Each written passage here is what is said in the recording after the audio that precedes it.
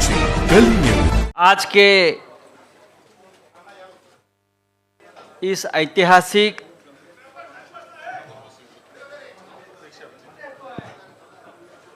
Media meet में आप सभी का स्वागत। आपल्या सगळ्यांचं मनापासून स्वागत। व्यासपीठावर मुंबईतील इंडिया अलायन्स बैठकीचे आयोजक, होस्ट शिवसेना पक्षप्रमुख उद्धवजी ठाकरे, राष्ट्रवादी काँग्रेसचे अध्यक्ष, ज्येष्ठ नेते देशाचे माननीय शरद पवारजी, महाराष्ट्राचे माजी मुख्यमंत्री काँग्रेसचे ज्येष्ठ नेते अशोकरावजी चव्हाण, नानासाहेब पटोले आलेले आहेत, प्रांताध्यक्ष नानासाहेब पटोले, काँग्रेसचे प्रांताध्यक्ष नानासाहेब पटोले, ज्येष्ठ नेते बाळासाहेब थोरात, शेका पक्षाचे ज्येष्ठ नेते, शेका पक्षाचे प्रमुख जयंतराव पाटील, सुप्रियाताई पवार, सुप्रियाताई सुळे,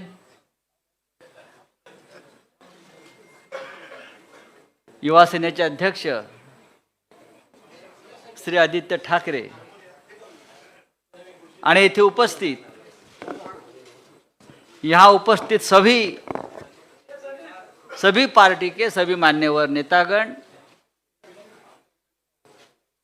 और पूरे देश भर से जो मीडिया यहाँ आया है, उन सभी का मैं स्वागत करता हूँ।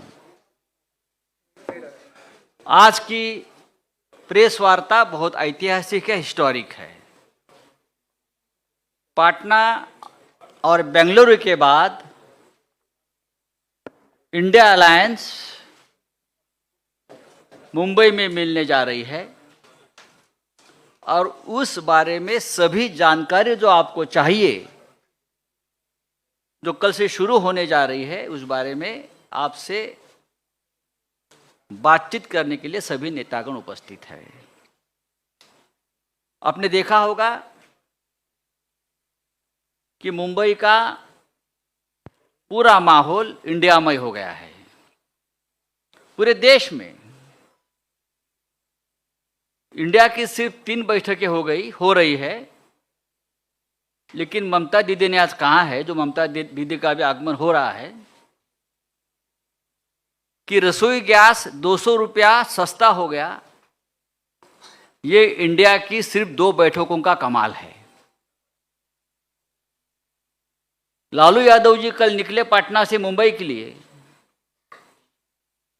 तब लालू जी को पूछा गया पत्रकारों से, लालू जी मुंबई में क्यों जा रहे हो? तो लालू जी ने कहा, मोदी जी के नरड़ी पर बैठने जा रहा हूं। ये कोई व्यक्तिगत लड़ाई नहीं, इसका मतलब है हम तानाशाही के खिलाफ लड़ने जा रहे हैं। और एक मुद्दा बहुत महत्वपूर्ण है, जैसे आदित्य जी आप बोल रहे थे कि आज फिर एक बार चाइना अंदर घुस गई है, आक्रमण किया है अपने जमीन पर। लद्दाख में, अरुणाचल प्रदेश में। लेकिन जैसे जैसे हमारा इंडिया आगे बढ़ेगा, वैसे वैसे चाइना पीछे हटेगी। ये इंडिया की ताकत बनते जा रही है। आज उद्धव जी, शरद पवार साहब आपसे बातचीत तो जरूर करेंगे, लेकिन मैं आपको ये बताना चाहता हूं कि हम कल और परसों 31 अगस्त एंड 1 सितंबर के इंडिया मीट की पूरी तैयारी कर चुके हैं। सभी प्रमुख नेता, सभी प्रमुख दल जो पटना में थे, जो बेंगलोर में थे, वो मुंबई में आ रहे हैं। लालू यादव जी का आगमन हो गया है, डॉक्टर फारूक अब्दुल्ला जी का आगमन हो गया है, ममता बनर्जी का आगमन हो गया है। कल मल्लिकार्जुन खड़गे साहब, सोनिया जी, राहुल जी, सब प्रमुख नेता कल आ जाएंगे। अखिलेश जी आएंगे, नीतीश कुमार जी, अरविंद केजरीवाल जी, हेमंत सोरेन जी, ये सभी मुख्यमंत्री, 6 राज्यों के मुख्यमंत्री यहाँ, स्टालिन साहब, 6 राज्यों के मुख्यमंत्री और सभी नेतागण आएंगे। आपके मन में जो भी प्रश्न है, जो भी शंकाएं हैं, उस बारे में आप सवाल पूछ सकते हैं, लेकिन मैं आपको एक विनती करूंगा कि ये प्रेस कॉन्फ्रेंस ज़्यादा लंबा मत खींचिए। जो काम की बात है वो करिए। और अब मैं नाना पटोले जी को अपनी बात रखने के लिए आमंत्रित करता हूं।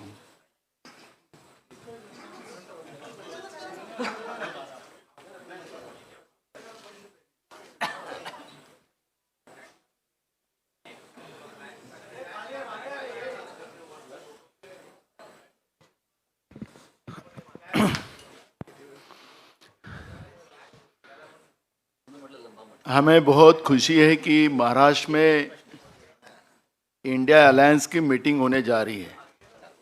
उसकी तैयारियां पास पूरी हो चुकी है। महाराष्ट्र के कल्चर के आधार पर, महाराष्ट्र के संस्कृति के आधार पर आए हुए मेहमानों का उसी तरह सत्कार किया जाएगा। और इंडिया अलायंस में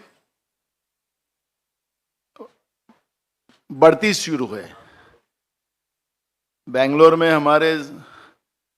हम लोग 26 लोग थे, यहाँ आने के बाद 28 हुए। जैसे हमारे मित्र संजय राउत ने जी कहा कि चाइना अरुणाचल में अपने मैप में चाइना ने दिखा दिया कि अरुणाचल हमारा है। जैसे इंडिया बढ़ेगा वैसा ही चीन पीछे हटेगा। और इसीलिए आज हम MVA के तरफ से आदरणीय हमारे महाराष्ट्र के नेता, राष्ट्रीय नेता शरद पवार जी, उद्धव ठाकरे जी, हमारे अशोक चौहान जी आपसे वार्तालाप करेंगे। इंट्रोड्यूस हमारे मित्र संजय राउत जी ने आप लोगों को कराया है। मैं ज़्यादा वक्त नहीं लेते हुए अशोक जी आपसे बात करेंगे। आदरणीय शरद पवार जी, आदरणीय उद्धव ठाकरे जी, आदरणीय नाना पटोले जी, मंच पे बैठे हुए हमारे MVA के, महाविकास आघाड़ी के सभी हमारे नेतागण, आज के इस प्रेस कॉन्फ्रेंस में आए हुए हमारे सब पत्रकार भाई बहनों, इलेक्ट्रॉनिक मीडिया, प्रिंट मीडिया के हमारे सभी साथी, कांग्रेस, राष्ट्रवादी कांग्रेस और शिवसेना के बैठे हुए हमारे सभी नेतागण और दोस्तों, जैसे कि आप जानते हैं कि सबसे पहले तो मैं आप सबको रक्षाबंधन की शुभकामनाएं देता हूं। और रक्षाबंधन की जिम्मेदारी, जैसे हमारी बहन की रक्षा करने की जिम्मेदारी हम पर है, वैसे ही इंडिया की रक्षण करना भी हमारी सबकी जिम्मेदारी है। ये आज का दिन ये महत्वपूर्ण है, ऐसे मैं मानता हूं। इसलिए आगे बढ़ने से पहले आप तो जानते हैं कि ये इंडिया की इस मीटिंग की पूरी तैयारियां यहाँ पर बहुत ज़ोर शोर से हुई है। सभी राजनीतिक दल तकरीबन, पहले मीटिंग में तकरीबन 26 थे, आज 28 राजनीतिक दल इस गठबंधन में, महागठबंधन में, इंडिया की गठबंधन में आज शामिल हुए हैं। और सभी पार्टीज़ के हमारे साथी बड़े ज़ोर शोर से इस मीटिंग की सक्सेस के लिए काम कर रहे हैं। आपने देखा कि इससे पहले 2 मीटिंग्स हमारी संपन्न हुई और ये तीसरी मीटिंग हमारी होने जा रही है मुंबई में। तो हमारे सबके लिए गर्व की बात है, फ़ख्र की बात है कि आज मुंबई की इस मीटिंग में सभी यहाँ पर मौजूद है। छत्रपति शिवाजी महाराज की ये जन्मभूमि है, संत महात्माओं की ये जन्मभूमि है और शाहू फुले अम्बेडकर की विचारों की ये महाराष्ट्र है। इसीलिए मुंबई में इसकी मीटिंग होना एक अलग महत्व रखता है। छत्रपति शिवाजी महाराज ने धर्मनिरपेक्षता और कल्याणकारी राज्य के एक महान प्रतीक उनकी इमेज रही है। संत महात्माओं ने दिया हुआ मानवता और भाईचारे का संदेश हमेशा महाराष्ट्र हमने अपनाया है, उससे आगे हम बढ़े हैं। और इसीलिए शाहू फुले अंबेडकर की विचारधारा को लेकर इंडिया आगे बढ़ने का हमारा सबका उद्दिष्ट है, प्रयास है। और मुंबई खास करके जब महाराष्ट्र की बात हम करते हैं तो हमारी एक हिस्टोरिकल बैकग्राउंड है। स्वतंत्रता आंदोलन हो, सामाजिक परिवर्तन के आंदोलन हो, औद्योगिक कृषि क्रांतियां हो, तो महाराष्ट्र हर रेवोल्यूशन में महाराष्ट्र हमेशा आगे रहा है और महाराष्ट्र ने देश को लीड किया है। और राजनीतिक क्रांतियां भी जो जितनी हुई है वो मुंबई और महाराष्ट्र उसका एक केंद्र रह चुका है।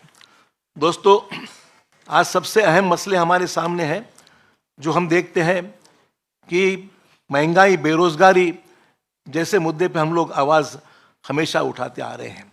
सभी राजनीतिक दल, आज आपने देखा कि अगर पिछला इतिहास हम देखेंगे तो 2019 की जो चुनाव हुए थे उसमें ये सभी महागठबंधन में जितनी हमारी साथी पार्टीज शामिल हुई है, सब ने मिलकर 23 करोड़ 40 लाख वोट्स लोगों ने उनको दिए थे 2019 के चुनाव में।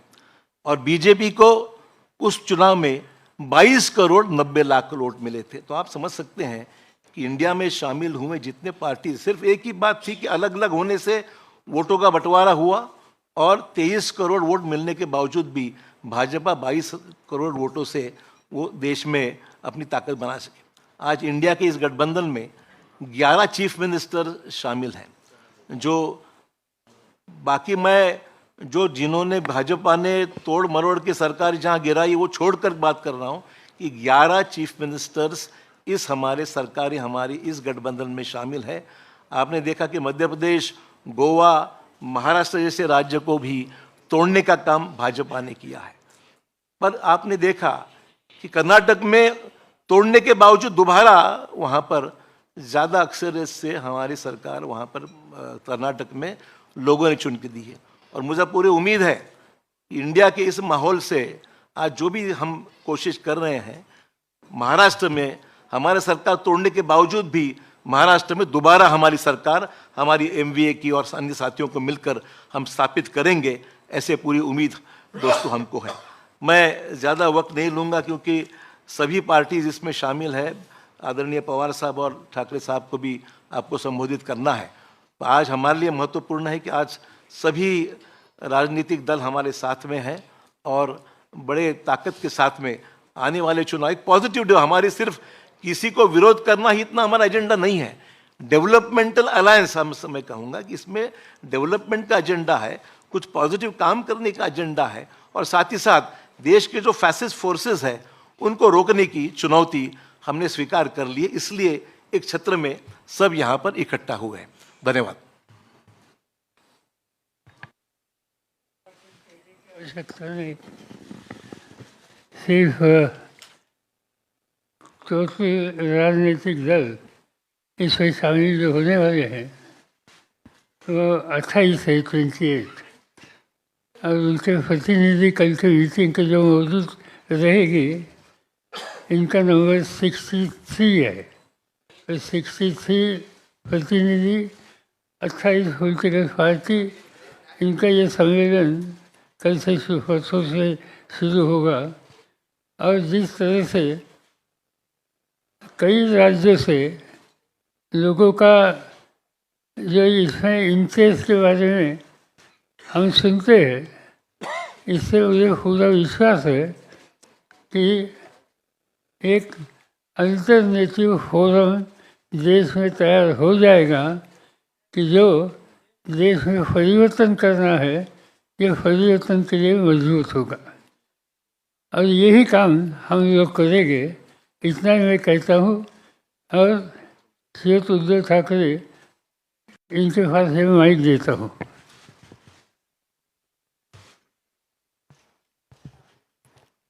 आदरणीय पवार साहेब, व्यासपीठावर माझ्यासोबत बसलेले सर्वच माझे मान्यवर सहकारी आणि पत्रकार आणि तिन्ही पक्षाच्या पदाधिकारी बांधवांनो आणि भगिनींनो, मराठी आणि हिंदी दोन्ही भाषांमध्ये बोलणार आहे।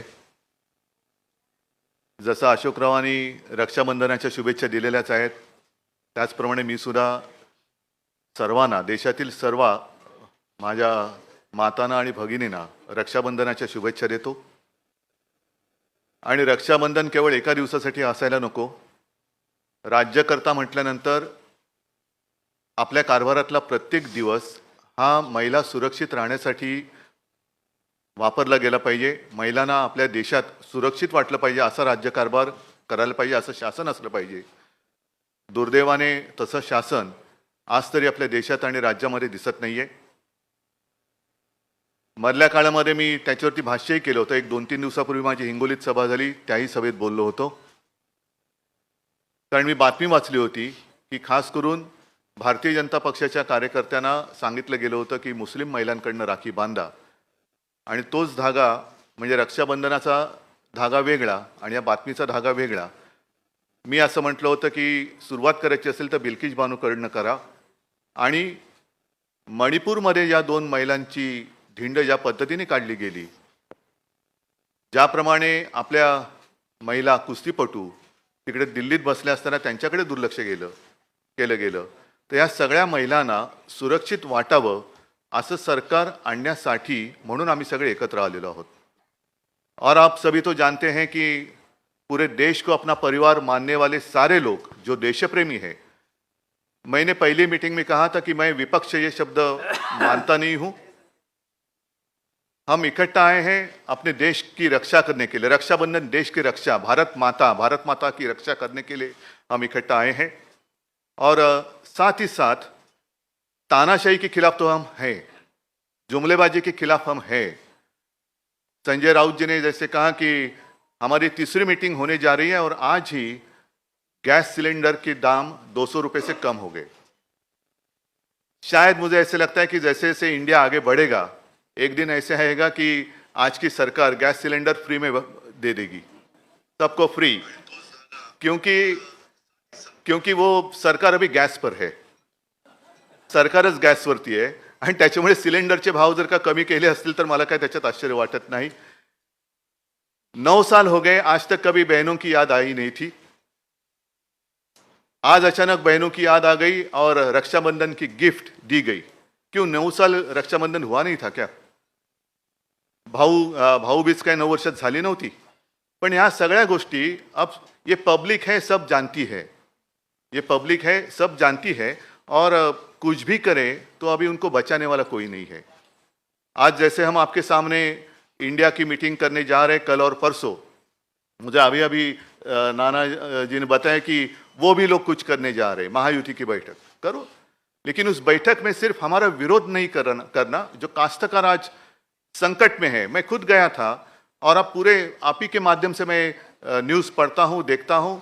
पूरे महाराष्ट्र में सूखे जैसी स्थिति है. क्या कर रही है अपनी राज्य की सरकार, क्या कर रहे हैं अपने प्रधानमंत्री जी? आएंगे कुछ ना कुछ एक भूल भुलैया दिखाकर चले जाएंगे, इससे कुछ होने वाला नहीं.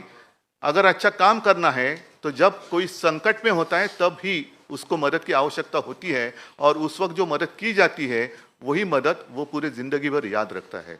और इसलिए ज़्यादा लंबी बात मैं भी नहीं करना चाहता हूँ. बाकी सारी बातें तो हम पूरे विस्तार से परसों करने ही वाले हैं, परसों वापस हम मिलने वाले हैं.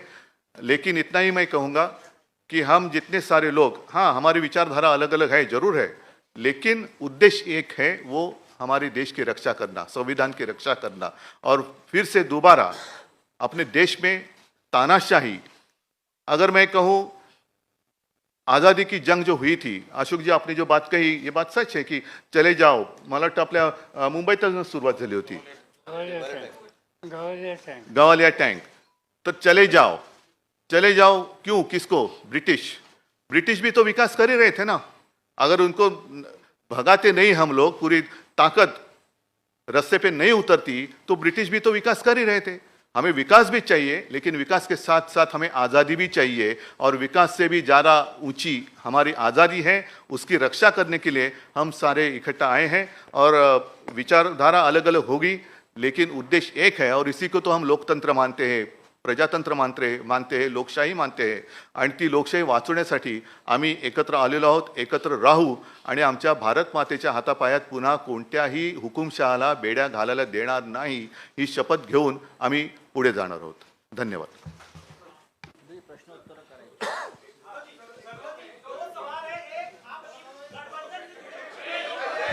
शांत रहा, प्लीज सायलेन्स.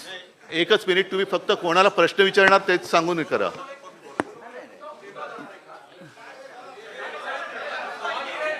Hello sir. देखिए- उद्धव जी 2 सवाल है मेरे. एक, गठबंधन से जुड़े किन मुद्दों पर आपकी चर्चा होगी गठबंधन से जुड़े? दूसरा, सारी बातें अभी कहूं तो फिर कल की मीटिंग की आवश्यकता क्या है? संयोजक कौन होंगे उसको लेकर क्लैरिटी, क्या उस पर फैसला हो जाएगा इस बैठक में? संयोजक कौन होंगे इंडिया सारी गठबंधन? बातें आपको जैसे मैंने कहा कि विस्तार से परसों आपके अरे सामने ठहरो, की उनका जाएगी, होने दो. क्योंकि ये सारे जो मामले हैं वो देश के लिए है. हमारे कोई काय त्याला म्हणतात खाजगी गोष्टी काही आम्ही त्याच्यात करायला आलेलो नाही आहोत. देशाच्या गोष्टी आहेत आणि हा देश आमचा परिवार आहे, हो, हे देश आमचं कुटुंब आहे आणि म्हणून आम्ही एकत्र आलेलो आहोत. गठबंधन के कई साथी कह रहे हैं कि हमारी पार्टी के नेता प्रधानमंत्री बनेंगे. एक अरे त्यांना विचारू दे. अरे एक मिनिट, त्यांना विचारू दे ना. रुको.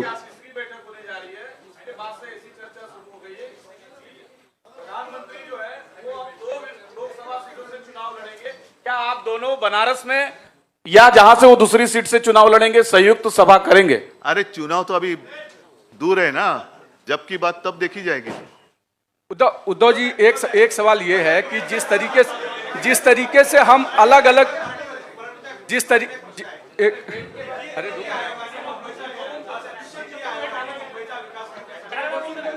हा महत्वाचा प्रश्न आहे. नीती आयोगाने मुंबईमध्ये विकास करण्यासाठी त्यांनी एक आराखडा तयार केला आहे. महाराष्ट्रामध्ये खास करून आता केंद्राचं इकडे या ठिकाणी दखल आहे, म्हणजे मुंबईला वेगळं करण्याचा हा एक मोठा प्रयत्न आहे. डाव आहे असं वाटतं का तुम्हाला? हा, तुमच्या प्रश्नाचा अर्थ हा सर्वसामान्य जनतेच्या मनामध्ये त्यांना तो समजलेला आहे आणि आता लोकांच्या लक्षात आलं असेल की महाविकास आघाडीचं सरकार का पडलं. कारण मी मुख्यमंत्री होतो, माझे सहकारी इकडे बसलेले आहेत, अशोकराव आहेत, आदित्य जयंतराव आहेत, थोरात साहेब आहेत. जयंतराव तुम्ही मंत्रिमंडळात नव्हतात, नाना तर अध्यक्ष होते, पण त्यावेळेला सुद्धा केंद्रात यांचं सरकार असताना असा कोणताही प्रस्ताव आणण्याचं धाडस त्यांनी केलं नव्हतं. मुंबई वेगळं करणं आणि मुंबई केंद्रशासित करणं हा डाव आता उघड झालेला आहे. पण आम्ही तिकडे सत्तेत असताना हा प्रस्ताव आणण्याची त्यांची हिंमत नव्हती आणि आत्ता सुद्धा हा प्रस्ताव आम्ही होऊ देणार नाही. ज्या क्षणी आमचं सरकार केंद्रात आणि राज्यात येईल त्यावेळेला हे सगळे जे काय आहे त्यांचे पाश आम्ही तोडून टाकल्याशिवाय राहणार नाही आणि मुंबईची स्वायत्तता जी आहे, महाराष्ट्र आणि प्रत्येक राज्याची स्वायत्तता आहे, ती आम्ही आभारीत ठेवू. ह्याची सुरुवात दिल्लीपासून केली गेली. दिल्लीसाठी जेव्हा त्यांनी तो जो काही एक वटहुकूम वगैरे आणला तेव्हाच आमच्या सर्वांच्या मनात भीती होती की हे सगळेजण, कारण आपल्या देशाला, आपल्या सरकारला केंद्र सरकार नाही, संघ राज्य पद्धतीचं सरकार म्हणतो आपण. प्रत्येक राज्याला समान अधिकार आहेत. अगदी 2-3 मोजक्या गोष्टी सोडल्या तरच केंद्राला त्याच्यात हस्तक्षेप करण्याचा अधिकार आहे. पण हा हस्तक्षेप हा दिवसागणिक ते वाढवत चाललेत. राज्यांची आणि शहरांची स्वायत्तता मारून सर्व काही एकछत्रीपणा आणायचा, ही छत्री आम्ही तोडून मोडून टाकल्याशिवाय राहणार नाही. थोड्या दिवसाची गोष्ट आहे.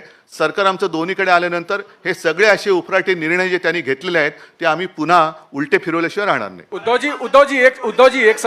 जी 2 सवाल ऐसा है कि अरे बाकी लोगों को सवाल पूछिए.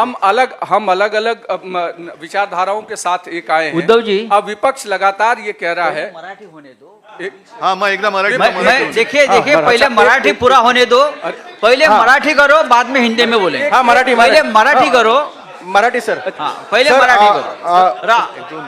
राहुल सर, महायुतीची एकीकडे ही बैठक सुरू असताना दुसरीकडे याच वेळी म्हणजे 31 आणि 1 दिवशी महायुतीची बैठक मुंबईत लावून घेतलेली आहे. म्हणजे एका बाजूला इकडे हे सुरू असताना राज्यात देखील हीच सेम टाइम बैठक लावणं काय नेमकं म्हणजे? मी त्याचं उत्तर दिलेलं आहे. कारण गेल्या वेळेची आमची मीटिंग होती त्यावेळेलाच एनडीएची मीटिंग लावली होती आणि मी परवाच्या सभेत म्हटलंय की आता एनडीएचा त्याचं उत्तर आमिभाग झालेला झालेलं आहे.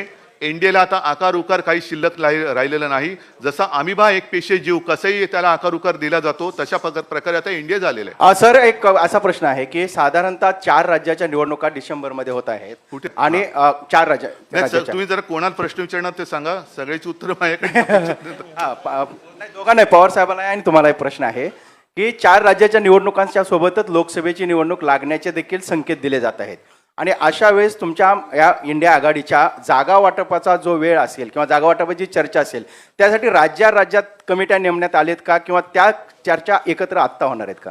असं आहे की आम्ही जागा वाचवायची चर्चा सुरू केलेली नाही. आमच्या पहिल्या 2 ज्या बैठका झाल्या त्या महत्त्वाच्या होत्या आणि उद्या इथून पुढचा आपला सामूहिक कार्यक्रम काय असावा याच्या संबंधीची चर्चा होण्याची शक्यता आहे आणि त्या शक्यतेच्यामध्ये जर असा निर्णय झाला तर मग काही लोकांच्या ही जबाबदारी टाकली जाईल की तुम्ही अन्य राजकीय पक्षांशी डायलॉग साधा आणि याच्यातून आपण एकत्र जाऊ शकतो का त्या संबंधीचा अभ्यास करा. तर प्रश्न असा आहे की तुमची उद्धव साहेबांना तुम्हाला प्रश्न आहे. आपली प्रकाश आंबेडकरांसोबत युती आहे मात्र त्यांचं असं म्हणणं आहे की मला या आघाडीचं निमंत्रण देखील नाही आहे, मी महाविकास आघाडीत देखील नाही आहे. एकूण युती आहे की नाही ते तुमचे प्रकाश आंबेडकर आणि आमची युती गेल्या 23 जानेवारीला आम्ही जाहीर केलेली आहे. साहजिकच एक त्यांची गोष्ट बरोबर आहे की शिवसेना आणि प्रकाश आंबेडकर यांची युती आम्ही जाहीर केलेली आहे. आता ह्या इंडिया बैठकीत किंवा इंडियाच्या आघाडीत येण्यासाठी त्यांची सुद्धा इच्छा आम्हाला प्रकाश आंबेडकरजींशी बोलून विचारावी लागेल आणि एकदा आम्ही एकत्र आल्यानंतर ते एकमेकापासून वेगळे होण्यासाठी एकत्र येत नाही. त्यांना सुद्धा व्यवस्थित त्यांच्याशी चर्चा करून जर त्यांची तयारी असेल तर ते सुद्धा आपला म्हणजे महाराष्ट्रामध्ये महाविकास आघाडी आणि देशात इंडिया याच्यामध्ये ते पण येऊ शकतात. उद्धव साहेब इकडे मुंबई देशाची आर्थिक राजधानी आहे आणि त्यामध्ये ही इंडियाची बैठक होते. आगामी काळात मुंबई महानगरपालिकेची देखील निवडणूक होऊ घातलेली आहे. तर अशा वेळेला असं वाटतं तुम्हाला? कारण ज्या पद्धतीने चाललेलं आहे ती पद्धत त्यांना निवडणूक घेण्याचं धाडस ते करतील असं मला वाटत नाही. आणि आत्ता जो आधी प्रश्न विचारला होता पवार साहेबांनी त्याचं उत्तर दिलं की 4 राज्यांसोबत लोकसभा, मी म्हणतो त्याच वेळेला महापालिका पण घ्या. याचा परिणाम दिसेल आपल्यासाठी फायद्याचा? परिणाम नक्की दिसणार आहे कारण लोक वाट बघतायत. धन्यवाद. आणि पवार साहेब एक सवाल असा आहे, उत्तर प्रदेशमध्ये मायावतींनी असं डिसिजन घेतलं आहे की ते तटस्थ राहणार आहे. तर यामुळे इंडिया आघाडीला काय वाटते? म्हणजे मायावती तटस्थ राहणार आहे, उत्तर प्रदेशमध्ये लोकसभाची जास्त सीट आहे. की मायावतीजी नक्की कोणाच्यावर एकत्रित जाण्याची भूमिका घेणार आहेत. आम्हाला असं दिसतंय की काही वेळेला भारतीय जनता पार्टीशी सुद्धा त्यांनी सुसंवाद ठेवलेला आहे. ते आज ठेवतील असं मी म्हणत नाही, पण या सगळ्या गोष्टीची स्पष्टता जोपर्यंत येत नाही तोपर्यंत याच्यावर निर्णय घेणं अशक्य आहे. पवार साहेब एक मिनिट त्यांना विचारतो. एक सवाल ये है कि पवार साहब आपसे और उद्धव जी आपसे दोनों लोगों से, क्योंकि ये अलग अलग विचारधाराओं का अलायंस है, तो ऐसे में इस पूरे चीज़ों को जब आगे बढ़ेगा तो एक कोऑर्डिनेशन कमेटी की ज़रूरत पड़ेगी, क्योंकि ये लगातार चल रहा है. तो उसको लेकर क्या संयोजन समिति अलग से बनाई जाएगी? और दूसरा सवाल ये है कि विपक्ष जो सरकार में बैठे लोग हैं वो लगातार आप लोगों पर कह रहे हैं कि अभी तक कोई चेहरा आप लोग तय नहीं कर पा रहे हैं, तो प्रधानमंत्री पद का उम्मीदवार कैसे तय कर लेंगे? बात ऐसी है कि अलग अलग पार्टीज है, ये बात सच है, मगर बैठ कर डिस्कस करके मिनिमम कॉमन प्रोग्राम हम तैयार कर सकते हैं और मिनिमम एग्रीगेट प्रोग्राम इसके आधारित हम आगे जा सकते हैं. पवार साहेब इंडियाच्या नहीं एक ही मिनट. जो दूसरा सवाल आपने पूछा, हमारे पास प्रधानमंत्री बनने के लिए चॉइस बहुत है. सवाल यह है कि भाजपा के पास और चॉइस क्या है? जो 10 साल बैठे थे उन्होंने क्या किया सब लोग देख रहे हैं, सब लोगों ने उनका अनुभव लिया है. अब बीजेपी के सामने सवाल है कि अरे अभी चुनाव जीतना है, क्योंकि कर्नाटक में तो देखा आपने कोई कामयाबी हासिल नहीं हुई. बजरंग बली भी लाना पड़ा उनको, लेकिन तो भी बजरंग बली ने उनको आशीर्वाद नहीं दिए। तो अब उनके सामने सवाल है कि चॉइस क्या है, क्या कौन बनेगा जो करोड़पति नहीं। साहब एक दोन प्रश्न क्या इसी डर से लगातार वो लोग ये कह रहे हैं कि कोई दूसरा चुनाव हम एक साथ नहीं कराएंगे, क्योंकि उनका एंटी इनकम्बेंसी जो है वो नेशनल वाइड पर ना पड़े, ऐसी उनको डर है क्या उनको? अभी उनके मन की बात मैं कैसे समझू, वो तो टीव्ही पे होती रहती है। पवार साहेब, मला प्रश्न विचारायचा आहे की इंडिया अलायन्सच्या बाबत थेट पंतप्रधानांपासून ते अमित शहा हे थेट आरोप करतात की एकतर भ्रष्टाचारी आणि घराणेशाही अशा स्वरूपाची ही अलायन्स आहे। याला उत्तर काय तुमचं?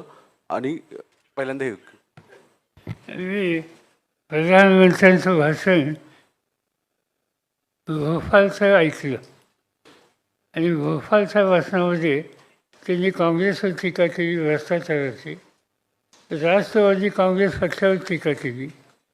राष्ट्रवादी काँग्रेस पक्षावर टीका करत असताना त्यांनी राज्य सहकारी बँक आणि इरिगेशन घोटाळा या दोन गोष्टी कटाक्षाने त्यांनी सांगितल्या। माझा आग्रह एकच आहे प्रधानमंत्र्यांचा, ते प्रधानमंत्री आहेत देशाचे, जिथे सत्तेचा गैरवापर झाला अशी माहिती त्यांच्याकडे असेल तर त्यांनी सखोल चौकशी करावी आणि वस्तुस्थिती समाजाच्या समोर ठेवावी। नुसता आरोप करण्याचा अर्थ नाही, तुमच्या हातात सत्ता आहे, त्याची चौकशी करा आणि संबंध देशाला सांगा वस्तुस्थिती काय। पवार साहेब एक प्रश्न असा आहे, पवार साहेब आपल्यासोबत आपले काही सहकारी बाजूला गेले, त्यामुळे अनेक लोक आपल्या संभ्रमणात आहे। जे काही पार्ट्याज आहेत देशभरामधले त्यांचाही संशय आहेत की पवार साहेब आमच्यासोबत आहेत आणि त्यांचे काही सहकारी भाजपसोबत आहे। हा संभ्रम मोठा आहे, लोकांमध्ये आहे, कार्यकर्त्यांमध्ये आहे। काही संभ्रम नाही, या लोकांना त्यांची जागा उद्याच्याला या राज्याचे मतदार दाखवतील। अजिबात स्पष्टता आमच्या सगळ्या हितचिंतकांच्या मध्ये आहे। पवार साहब, दिनेश पवार साहब, दो सवाल है। पवार क्या साहब, असदुद्दीन ओवैसी, सवाल ये है कि आपने तो कह दिया कि संभ्रम नहीं है, भ्रम नहीं है, लेकिन कांग्रेस और शिवसेना के नेता कहते आए हैं कि लगातार भ्रम बना हुआ है। आज की जो पत्रकार परिषद है ना, वो इंडिया के बारे में है, अपने देश के बारे में है। तो कोऑर्डिनेशन बाकी हम फिर लोग तो कैसे मिलते होगा? रहते, उस वक्त ये सारे सवाल जवाब हो सकते हैं। पवार साहेब प्रश्न असा आहे, पवार साहेब आपण सगळ्या विरोधी पक्ष, सगळ्या पक्षांना आपण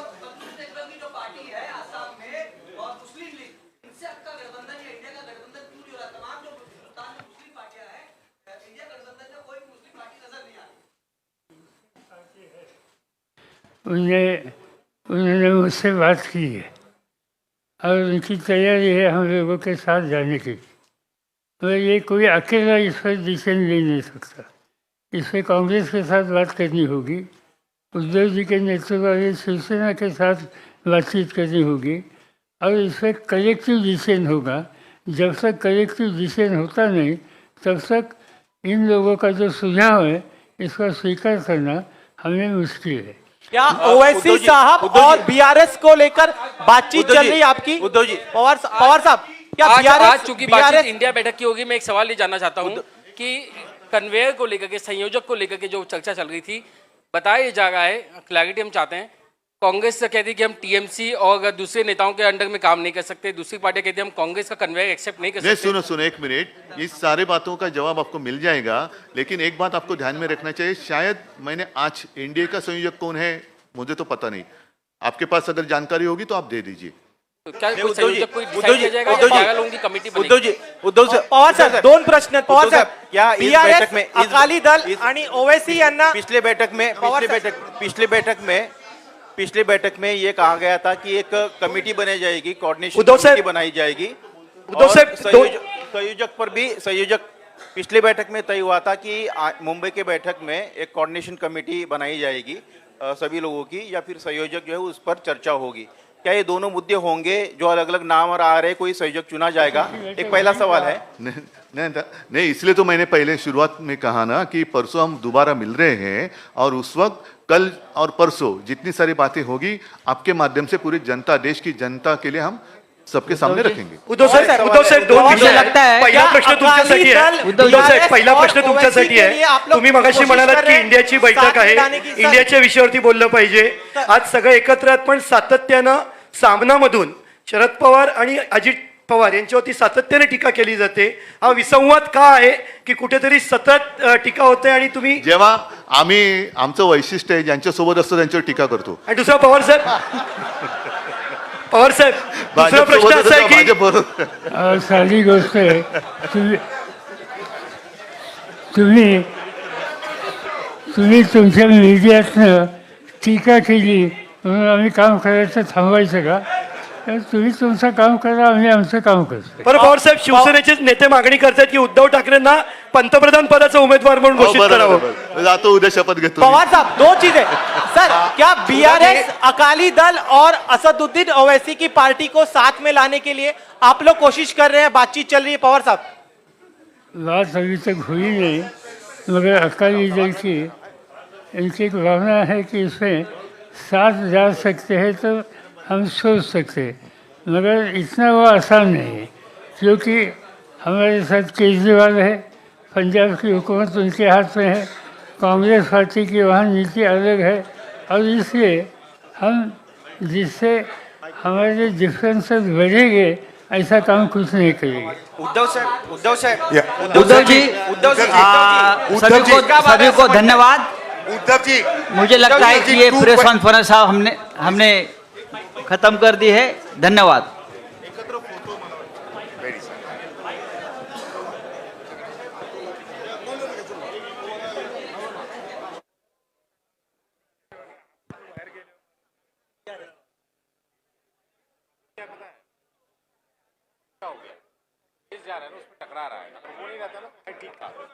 तो आँख में जाता है नीचे है ना देऊन टाक ना.